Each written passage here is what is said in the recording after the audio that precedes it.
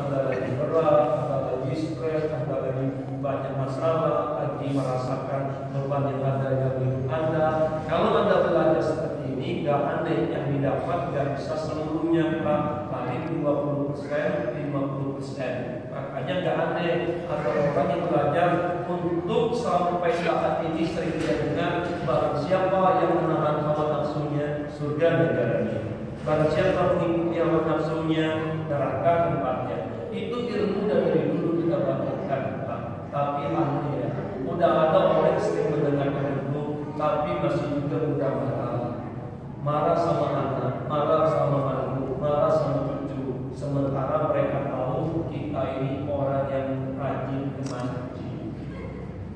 Jadi aneh Bu, kalau ada bapak-bapak seperti ini, dia pulang ke rumah lalu marah-marah sama istri sama anaknya, tentu istri anak kita bingung. Papa dari mana? Papa dari masjid, nak sholat berjamaah, tidak kayak kalian tidur saja di rumah. Lalu kenapa papa pulang dari masjid? Papa marah-marah. Ibu-ibu kita sering itu menjadi suami, Pak. Bukan masjid kita dari kamera, kumpulan ibu-ibu. Tapi pulang ke rumah, ketemu suami, ketemu anak, marah-marah. Tentu suami anak-anak bingung, Mama tuh dari mana? Mama dari majelis taklim, belajar di mahkamah sama ustaz, dan kalian itu main handphone aja di rumah. Lalu kenapa Mama pulang dari majelis taklim? Mama marah-marah. Dan saya adalah penulis buku bestseller Hidup Tanpa Marah. Nah, oleh karena itu, saya perkenalkan dulu metode saya menyampaikan materi. Biasanya untuk manajemen masjid saya diminta untuk keluar 3 hari, Pak.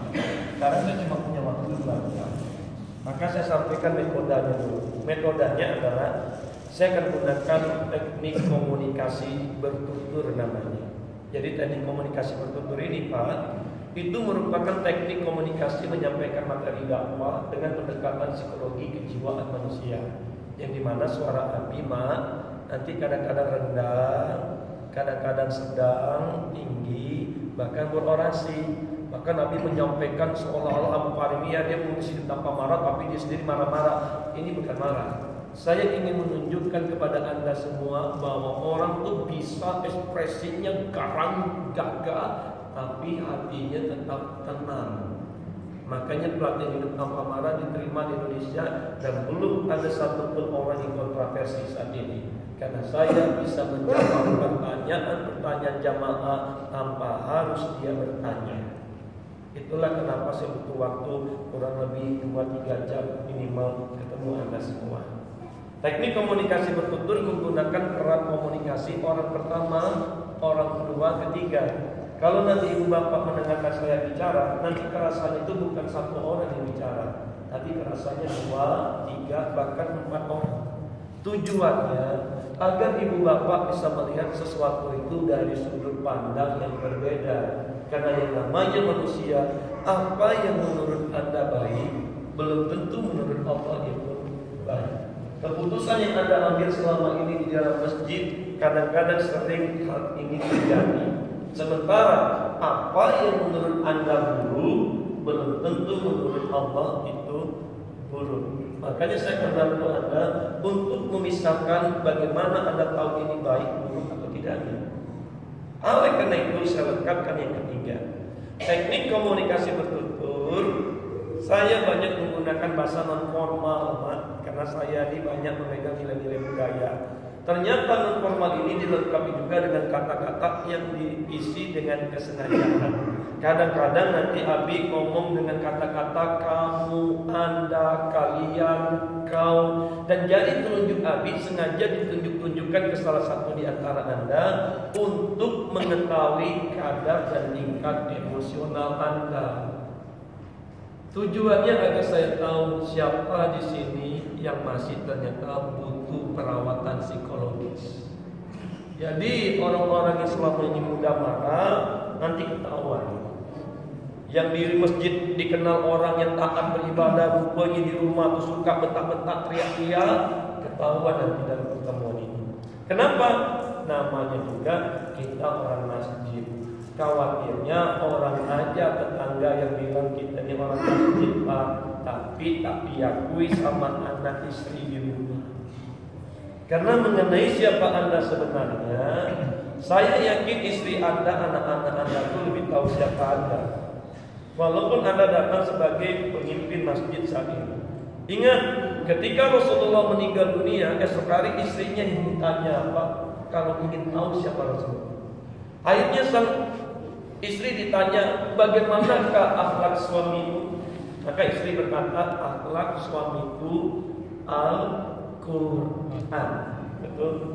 Yang menjadi pertanyaan Anda, statusnya pengurus masjid, DKM, masjid, imam, masjid. Kalau seandainya hari ini Anda meninggal dunia, lalu ditanya kepada istri Anda, anak Anda, bagaimanakah akhlak suamimu? Bisakah istri Anda, anak Anda berkata, akhlak suamiku Al-Quran? Atau jangan-jangan istri kita nggak bisa jawab, Pak? Karena mengenai siapa Anda aslinya, istri anak Anda tuh lebih tahu siapa Anda. Betulkah Anda seorang suami yang lemah lembut berbicara dengan anak istri di rumah? Betulkah Anda orang masjid yang rajin sholat 5 waktu, yang punya waktu mendidik anak istrinya di rumah? Betulkah Anda seorang suami, seorang istri yang tak pernah bentak-bentak, teriak-teriak, maki-maki anak istrinya di rumah? Betulkah Anda seorang ayah yang tak pernah pukul-pukul anak istri dalam mendidik mereka di rumah? Betulkah Anda benar-benar bisa menjadi contoh teladan panutan keluarga di rumah, karena orang tahu Anda ini pengurus masjid, DKM masjid, tokoh masyarakat, sering isi ceramah dan khutbah Jumat selama ini? Betulkah Anda seperti yang orang pikirkan di luar sana? Dan saya yakin pertanyaan itu bisa dijawab oleh istri dan anak-anak Anda. Memang orang tahu orang masjid. Kau masih ingat gak kemarin pembagian apa? Memang orang tahunya kau ini pemimpin masjid. Masih ingat tak kemarin kau balik dari masjid kau ngomong-ngomongin orang? Aku didengar. Masih ingat tak kemarin beberapa waktu yang lalu kau berasangka buruk sama orang masjid sendiri, sementara kau ini sama-sama ustaz? Masih ingat tak kau kemarin balik dari masjid, kau tuh sakit hati disinggung dengan ucapan pemimpin di masjid itu? Sementara mengakunya rajin sholat, tak pernah tinggal tempat waktu berjamaah, terus ngaku punya penyakit yang begitu istri Anda. Nah, sementara Masya Allah di masyarakat orang mengacungkan jempol ke Anda. Ya gimana tak mengacungkan jempol, subuh-subuh aja dari masjid, hujan gerimis ke masjid, badak meriak pun ke masjid. Gimana orang tak tahu? Nah, sekali lagi mengenai asli orang rumah kita, termasuk Anda para istri. Mengenai siapa sebenarnya, saya yakin suami Anda lebih tahu siapa Anda, anak Anda lebih tahu siapa Anda. Betulkah Anda seorang ibu yang lemah lembut mendidik anak Anda? Betulkah Anda seorang istri yang tak pernah meninggikan suara di hadapan suami? Betulkah Anda seorang istri yang tak mau menggunakan harta tanpa seizin suaminya? Betulkah Anda seorang istri yang tak akan mungkin keluar rumah tanpa seizin suaminya? Betulkah Anda seorang ibu yang tak pernah cubit-cubit, teriak-teriak, bentak-bentak anaknya di rumah? Saya yakin suami Anda ini lebih tahu siapa Anda. Itulah yang saya sebut orang yang banyak dengan topeng. Nah, hanya bukankah Anda sebagai pengurus masjid kadang-kadang merasakan dilema? Iya, kami ini kalau di depan orang semua menghargai kami, tapi ketika kami balik ke rumah, aku ini bukan siapa-siapa. Bahkan aku tak dianggap oleh anakku sendiri. Aku dicemooh oleh istriku sendiri. Ini jadi bumerang, Pak. Dan Anda akan merasa ada yang gagal dalam diri Anda. Dan Anda akan mati-matian agar orang-orang tak tahu itu. Karena Anda pandai mengemas diri dengan cara Anda menghafal Quran, melantunkan Al-Quran, dengan cara Anda jadi imam, jadi khotib khutbah Jumat, dengan cara Anda memimpin jamaah, dengan cara Anda mengikuti instruktur.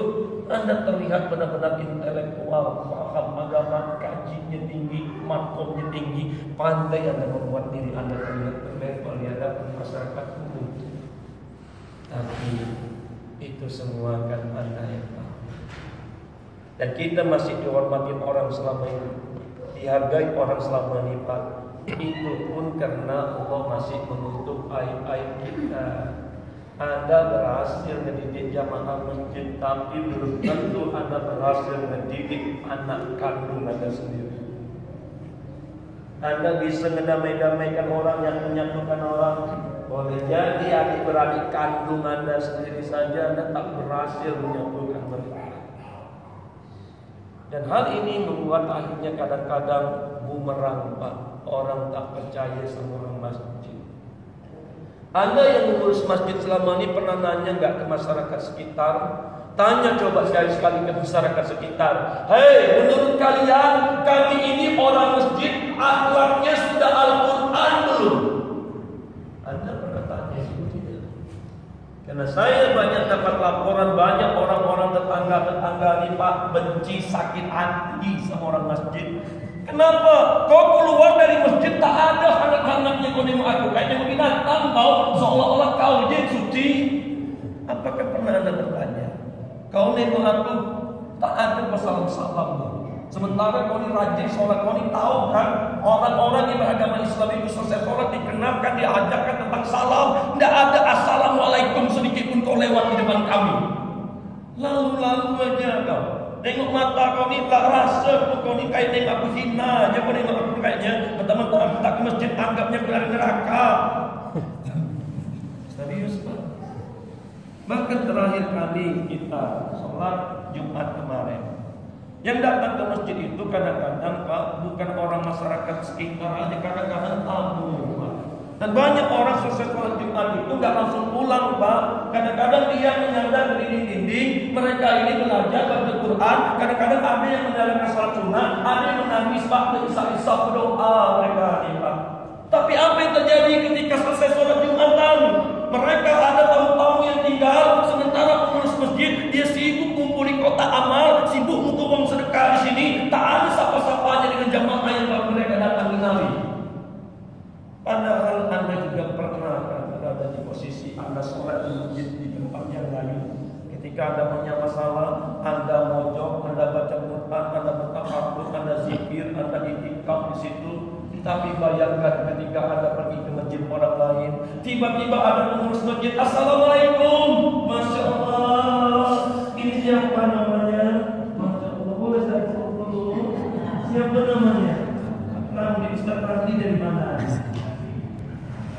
Kelurahan Sri, Masya Allah, mudah-mudahan sehat ya. Mudah-mudahan ya, selamat datang di sini. Assalamualaikum, Allah, dia anak muda. Senang kalau dia anak muda dari masjid. Siapa namanya ini?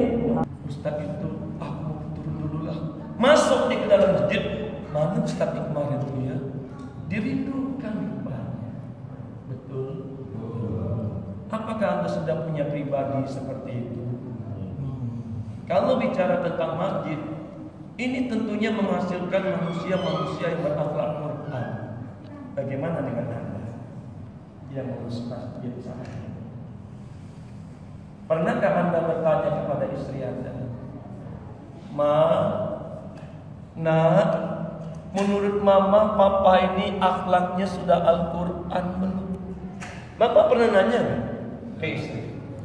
Pernah nanya nggak ke istri Anda ini, menurut Mama, Papa ini akhlaknya sudah Al-Quran belum, Ma? Belum.